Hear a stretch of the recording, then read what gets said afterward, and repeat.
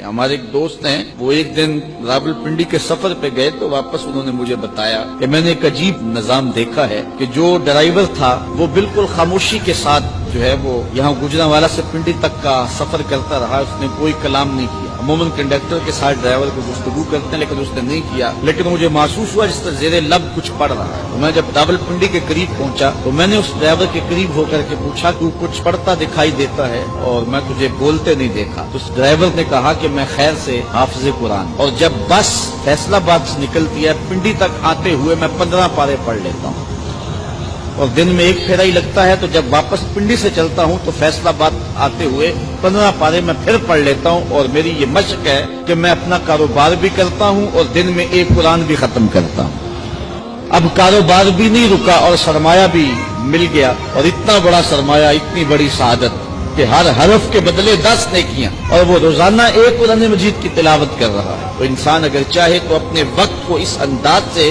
لگا دے اور صرف کرے, اور یقین جانے کہ اس کی زندگی پہ رشک آتا ہے کہ یہ بڑے بڑے علماء کو نصیب نہیں ہے جو اس کو نصیب ہو گیا. اس نے وقت کی قدر سیکھ لی. تو جن لوگوں نے وقت کو کام پہ لگا دیا تو ان کا وقت جو ہے وہ انہیں ضرور فائدہ دیتا ہے, اور اس کے بدلے کے اندر وہ بہت کچھ کما لیتے ہیں. کئی گنا سرمایہ جو ہے وہ اکٹھا آخرت کا کر رہے ہیں اس وقت کے بدلے, اور وہ لوگ بھی ہیں جو اپنی قیمتی وقت کو ضائع اور برباد کر رہے ہیں.